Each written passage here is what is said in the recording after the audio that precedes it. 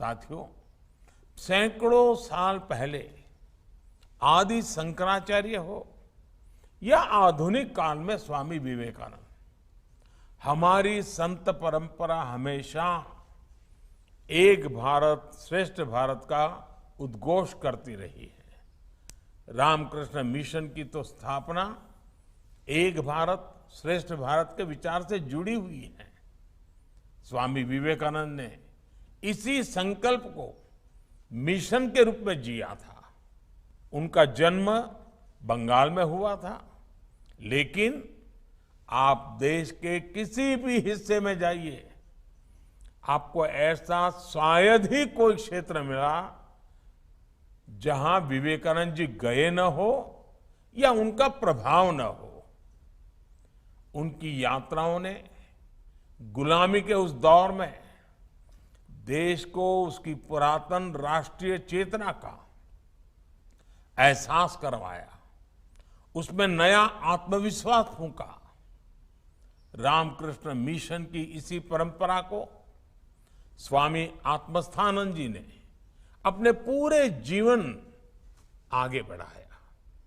उन्होंने देश के अलग अलग हिस्सों में अपना जीवन खपाया, अनेक काम किए और जहां भी वो रहे वहां पूरी तरह रच बस गए।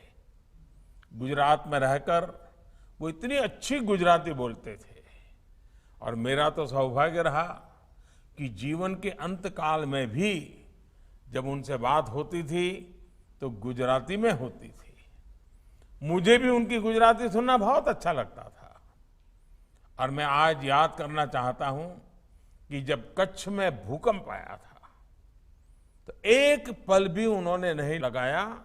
और उसी समय, तब तो मैं राजनीति में कुछ भी नहीं था, मैं किसी पद पर भी नहीं था, एक कार्यकर्ता के रूप में काम करता था। उस समय भी उन्होंने मेरे साथ सारी परिस्थिति की चिंता की, बातचीत की और रामकृष्ण मिशन कच्छ में क्या काम कर सकता है। और देखते ही देखते पूरे विस्तार से और पूरे समय उनके मार्गदर्शन में उस समय कच्छ में भूकंप पीड़ितों को राहत देने के लिए बहुत सारे काम चालू हो गए।